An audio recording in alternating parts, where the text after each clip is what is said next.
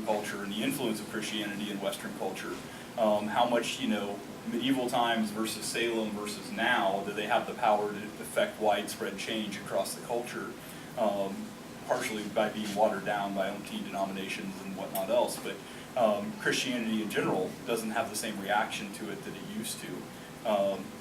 And so I never put it in those terms until I saw all three of these back to back, and you see the differing reaction over time. It kind of makes me wonder if 200 years from now, if we start talking about witches again, the Christians are going to be like, hey, witches are cool, and so that's a different reaction altogether to, what's going on. And, as culture changes, those influences change. I guess. Go ahead. Oh, go ahead. I guess Megan would be more qualified to say this, but the churches really ran the country at that time, and now we've got more tolerance in our country. We don't just have Christianity as the main religion. So I think that played a larger part in it. Judith? And kind of going off of that, one of the things that struck me about the three papers, if you look at the different time periods, is that you seem to have a resurgence of interest, either persecution or valorizing witches during periods of transition.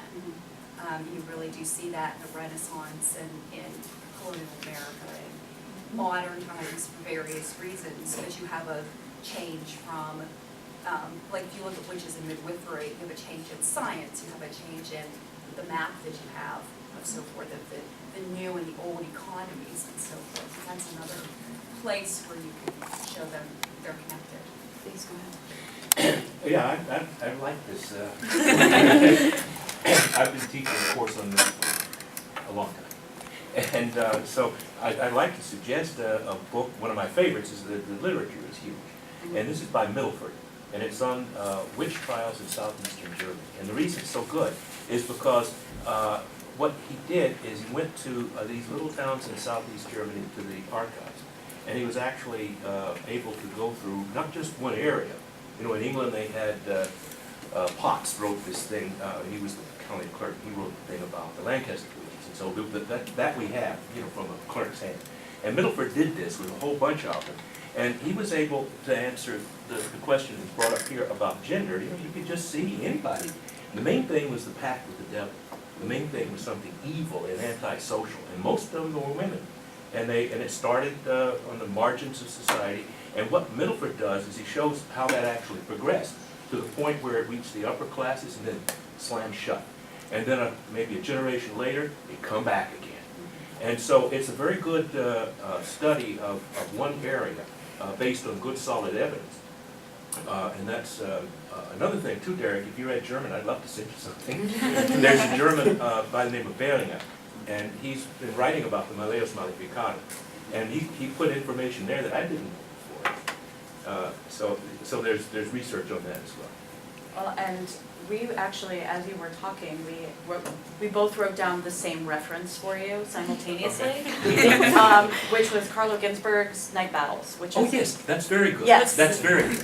Yeah, which is about the Benedante who I believe that they were born to ride out to fight witches, but the imagery that's used to describe them is very similar to the night riding, and but they were born with their placenta as a cowl over their head.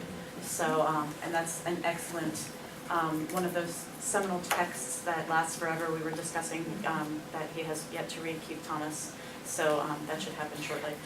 Also good to notice about Night Battles is that it's predominantly male witches. Yes. And if you want to look at the gender issue in detail, it should be fun. The other thing that I wanted to suggest to you specifically is you talked about some of the legal documentation. The English statutes of the realm would be very useful for you to kind of look through. I haven't looked for witchcraft, but I did look for prophesying.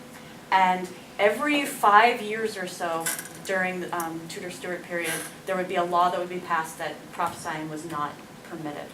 And the question there is not so much, is it that something changed and it had been illegal, but it was actually that it was an ongoing problem, and so they had to put the laws down. So that might be a good way to trace when witchcraft became more of a concern of the elite and the legal sense. There are specific laws, Yeah. including one that was written by James I Yes. and his own personal guide to hunting down witches. But I do know Yeah. of the legal ones, and those are very interesting to see what gets defined as witchcraft.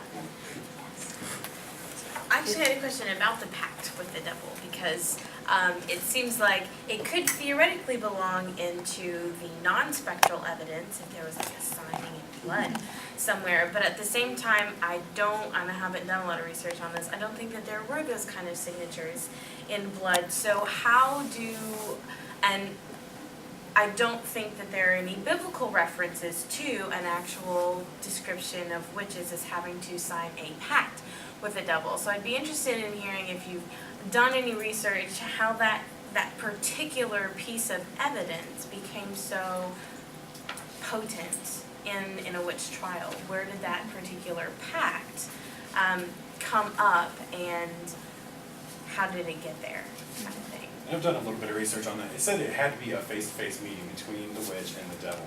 And what was interesting within an article that I mentioned, L.A.P. Curry, the Crimes Without Criminals, it was actually said that, you know, they made a pact with the devil, but no one could see the devil. It was just the witch, you know. So really, there's a lot of evidence, really. It's just, it was pretty much just said. I mean, there's really nothing to it. They can't see the devil. It was just supposed. It was just used as evidence, pretty much, within the Renaissance anyway. And people, as long as they had the confession, obviously with the torture, they're going to confess to it. So pretty much it was just, again, it was just pretty much the evidence. There was no evidence to say that they made that pact with the devil. Yeah, and in my research that I've done, it was mostly synonymous with doing different rituals about it.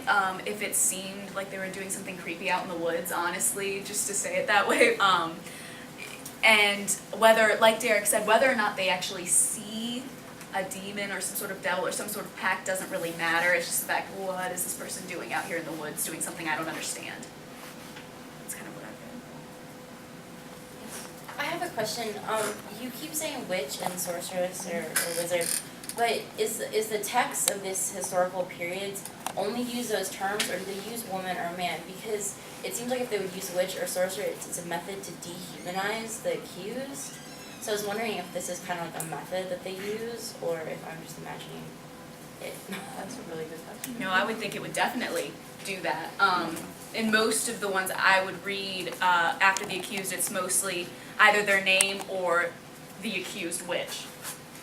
I mean, I definitely think it's a way to sever that sympathy with the person, because, like, I think I said it in the presentation, during the trials, if anyone spoke out against it, it was almost guaranteed that they were going to be accused sooner or later because they spoke out in opposition of it. So I definitely think. And I know in reading the Malleus Maleficarum, it's pretty much just sorceress throughout. There may be instances where it says witch every so often, but it's mostly sorceress. And of course, of all of the texts, the word is used interchangeably, I believe.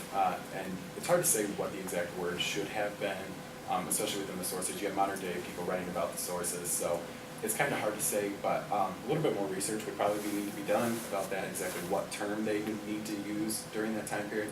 But a lot of the research within the Malleus, it is just simply sorceress. Yeah, because I was just wondering, because they never, like in your presentation, you never use woman or man, so it's kind of like dehumanizing the person, and so it's kind of taking a step back and kind of like, you know, you're already accusing them by using the term witch or sorceress without, you know, cause.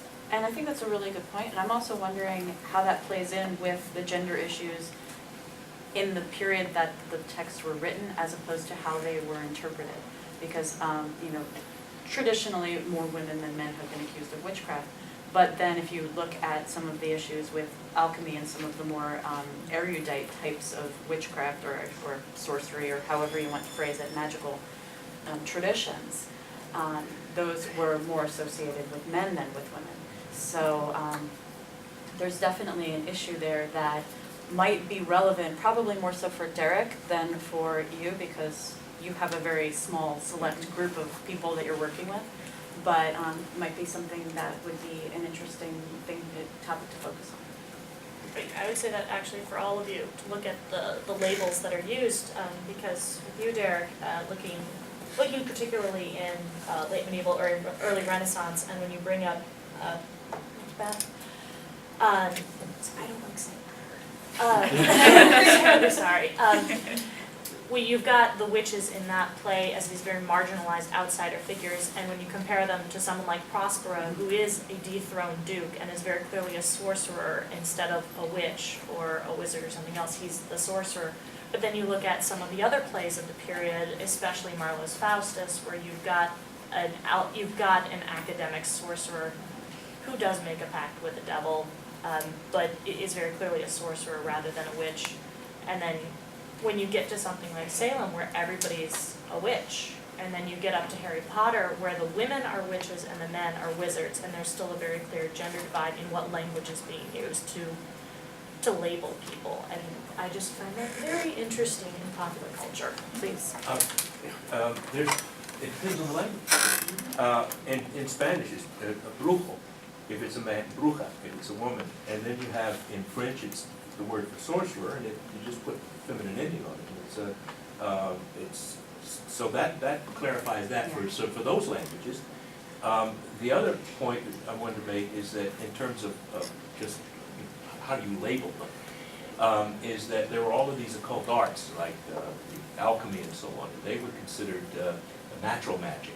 And then, of course, the problem was were they associated with, there were occult powers, but were they associated with evil things? And that was one of the big differences between them.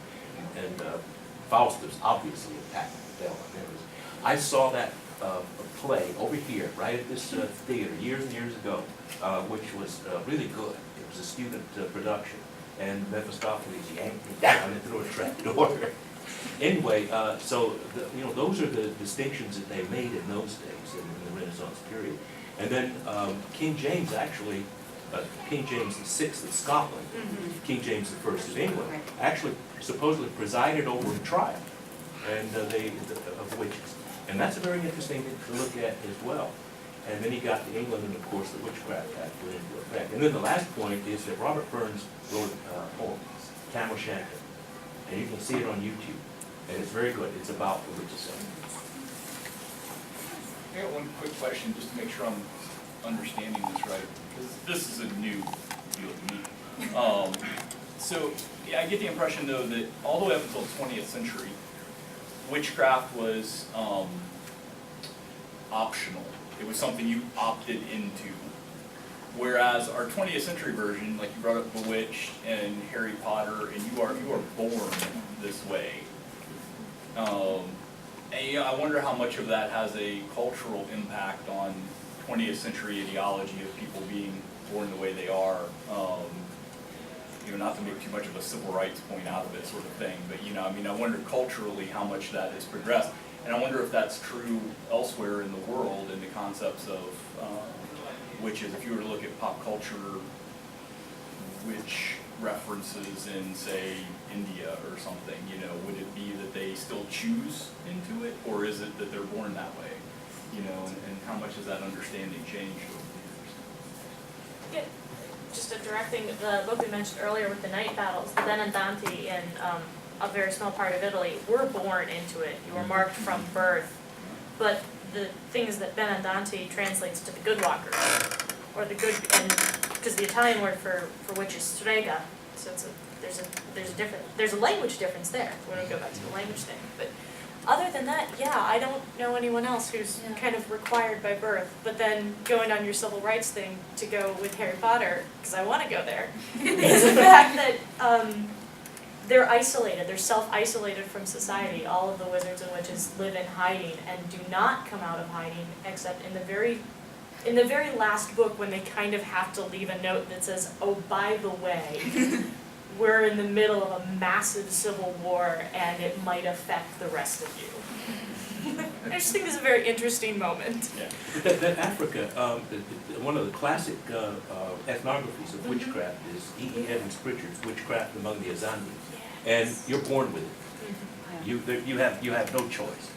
Well, and I'm thinking the work that I've done has dealt specifically with traditional healers, and that tends to be passed down through families, but it's not necessarily you have to do it because your mother did it. It was more of the because your mother did it, it's an option for you. So that is not so much it's not necessarily strictly birth, but it's not strictly choice either. So I think there are